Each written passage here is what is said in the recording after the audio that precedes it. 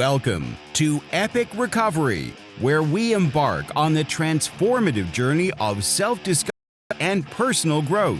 Join us as we unlock the secrets to genuine recovery, embracing our infinite possibilities, and forging an extraordinary life filled with purpose and profound meaning. Epic Recovery starts now. Hello, welcome back, and welcome to another episode of Epic Recovery. And I am really excited to be here today.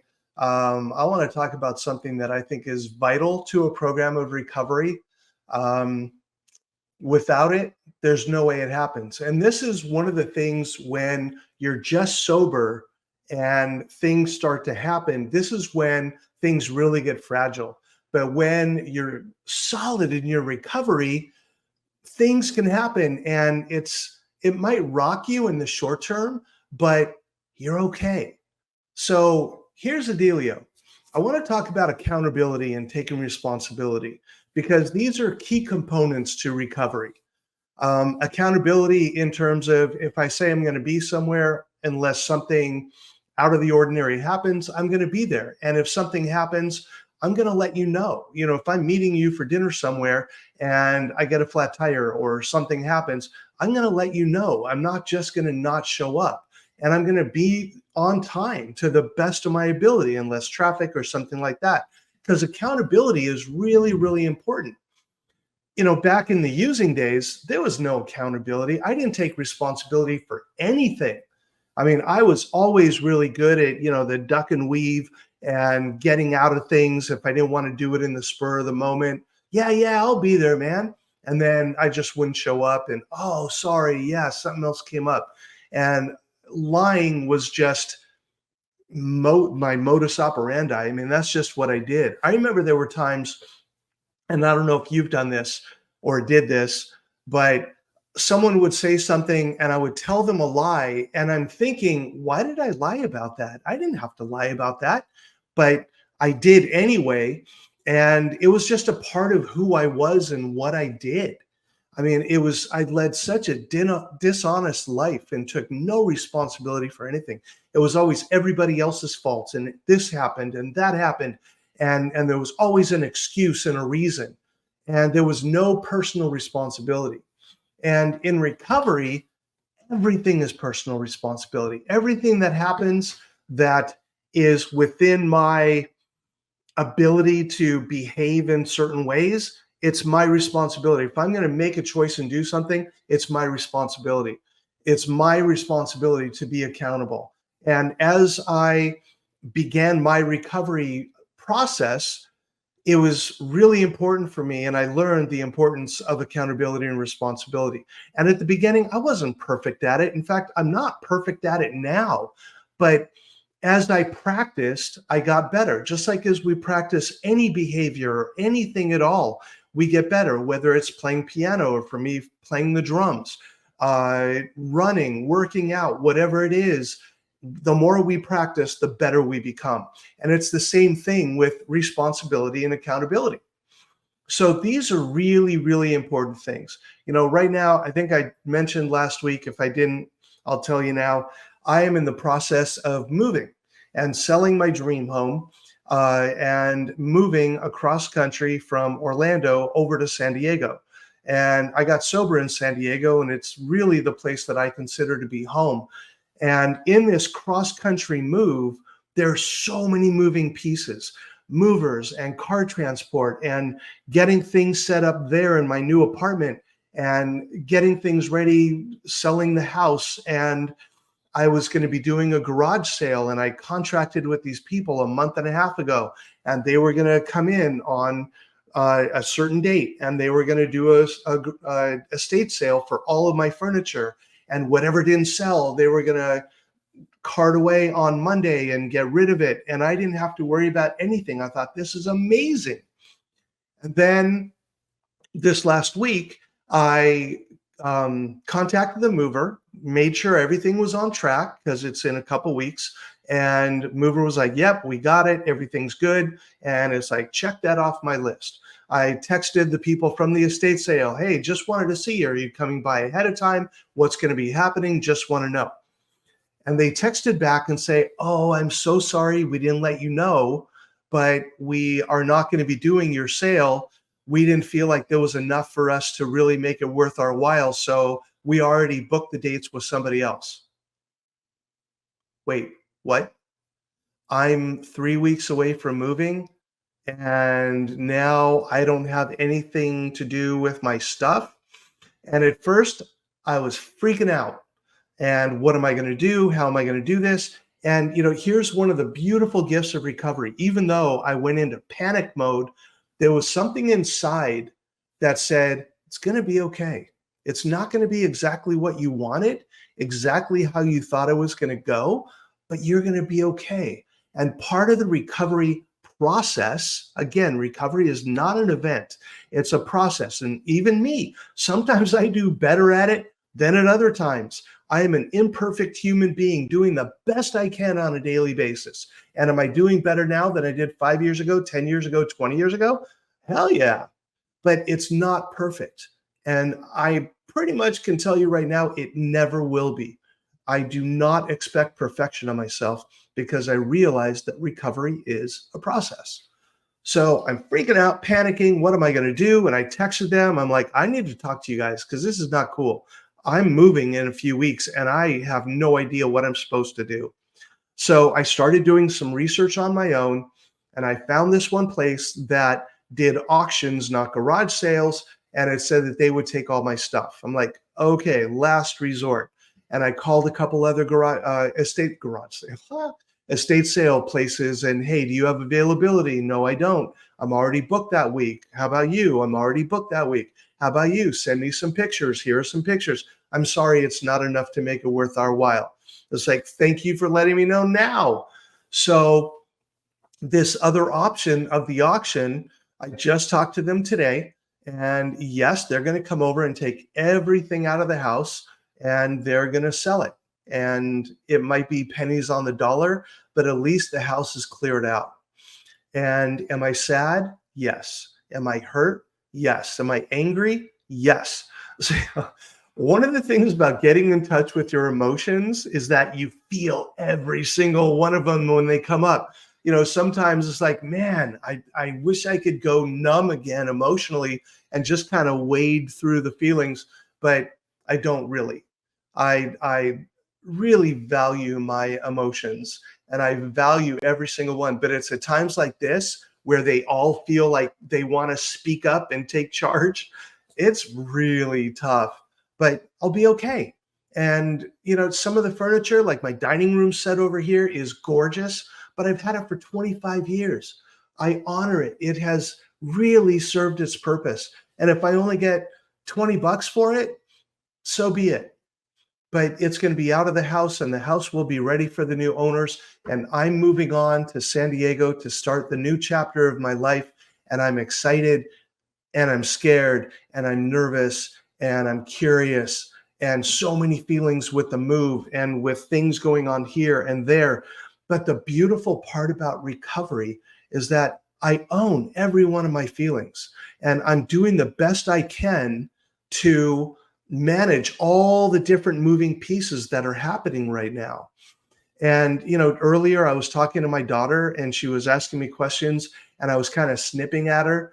And she said something. I said, please understand, I am not at my best right now. I'm dealing with a lot of things. I've had a really rough day. If you could cut me a little slack, I'd really appreciate it. And she did the best she could to give me that slack because right now she needs to pack up her room and she's dealing with the grieving of the house and all the things that are going along with that. So, there's a lot happening right now and a lot of it is emotional.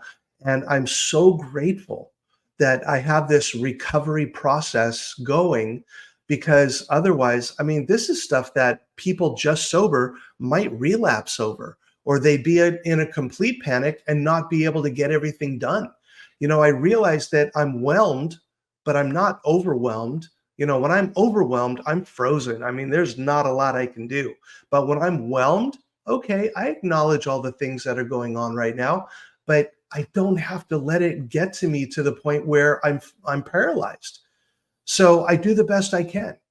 And the number one thing that I keep in mind is I want to be responsible about this whole process. I want to be accountable for my behaviors, my feelings, for everything that's going on, because this is a really important time. I'm making a huge shift. And there are a lot of feelings and a lot of actions that need to take place. And today, so grateful that I get to do that. And my wish is that you get to do that too. So, last week we talked about being the warrior. When a situation comes up, what kind of a warrior are you? And what happens when you're the warrior, it's like, okay, I see 10 enemies coming at me. What do I need to do to battle this and win this battle? Because I will win this battle. Whenever I step into a battle, like with this move, I will be successful. I will get to San Diego. I will have all of my furniture delivered that's coming with me. I will have my artwork and my drums, yes, and all the things that I need in order to be fulfilled. It's going to be there and it's going to happen. And my car's going to get there and things are going to get taken care of. It might not be exactly the way I want it to, but it is going to happen. And I know that. And I have that warrior spirit with this. So when you tap into that warrior energy, you know that you can do anything. And I know if I can get sober and overcome my addiction, I can do anything that life throws at me. And I know that the universe is going to provide all of the resources that I need in order to walk through whatever life throws at me. So when these people told me, we're canceling your garage sale, panic. Oh my God, what am I going to do? Okay. It took me about 15 minutes to calm down. Let's look at solutions. Let's find some other places. Look at reviews and how many stars do these estate sale people have? And I was calling people and finding out, what do I do and where do I go? And people started mentioning this auction place, and 3 people mentioned the auction place. I thought, let me call them, and I did. And it turned out that it worked, and it worked out. And we set a date for them to come over and pick everything up. It's not the exact date that I wanted, but it's going to be fine. Oh, and that's my dog barking. So let me pause for a moment. Is he going to stop? Oh, the food's coming. Our dinner's coming. Hold on. I'm going to edit this out. Okay, so just let you know, we just had a minor interruption. Our dinner arrived and my dog was barking, so I paused the recording and we edited out the dog bark part, and now I'm starting up again. But to be totally honest, I don't remember where I was in my program, so I'm just going to start now. I know we were talking about warrior energy and how we use that in order to take on whatever life throws at us. And I've done this so many times in my life. There were times where I lost jobs. There was a time where I lost my business. I had to shut it down. And I was so sad and heartbroken. And still, it hurts when I think about the business shutting down. And it was a horrible experience. And it was really difficult in a lot of different ways. And it took me a few months to really recover from that one and to realize that just because my business failed, it didn't make me a failure. And that's when I realized I needed to tap into that warrior again in order to really get by and to thrive again. And I did. And I bounced back even better than I was before. And I realized that that was just one chapter of my entire life. It did not have to define me. And I moved on and I started writing books, and all the other things started happening in my life. So even though there might be a stumbling block, you never know what kind of gift is waiting for you afterwards. So back to accountability and responsibility, because those are the keys to this whole thing. If we duck and weave and we're trying to avoid taking responsibility, then things are just kind of hanging in our lives, and it doesn't become, we don't become fruitful with the things that are happening in our life, because we're, how do I want to define this? Accountable. Then the gifts that come into our life are definitely not as plentiful. It's when we really own who we are, the good, the bad, and the ugly. Again, there's no such thing as perfection for me. I believe that if perfection is our goal, we lose our humanity. Part of the human experience is imperfection.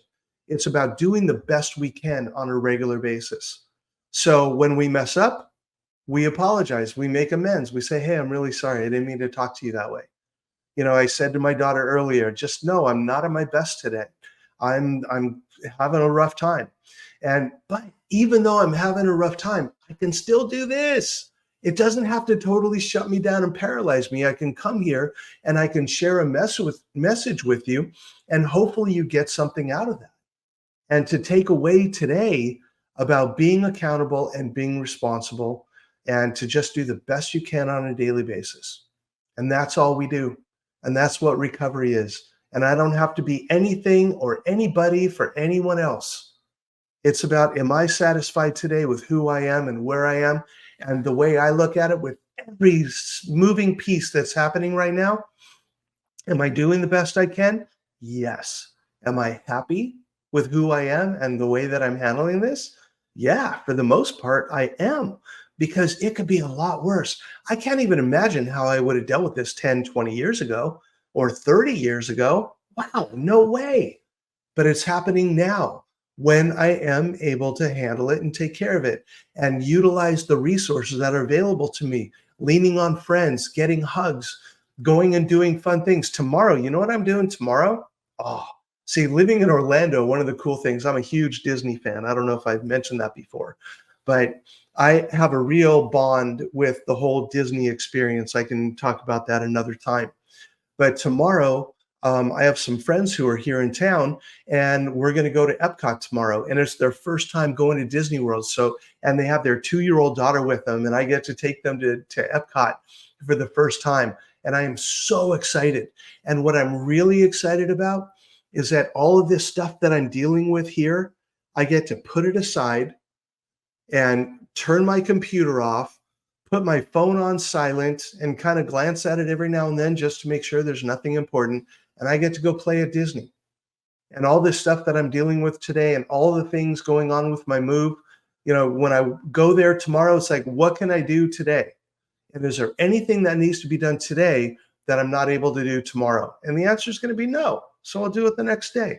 And I'm going to go play, because play is also such an important part of the recovery process. And we're going to talk about that at some other point in the future, because I really believe in the power of play and how important that is for the recovery process. Life is not about work, work, work, work, work. In The Shining, we learned all work and no play makes Jack a dull boy.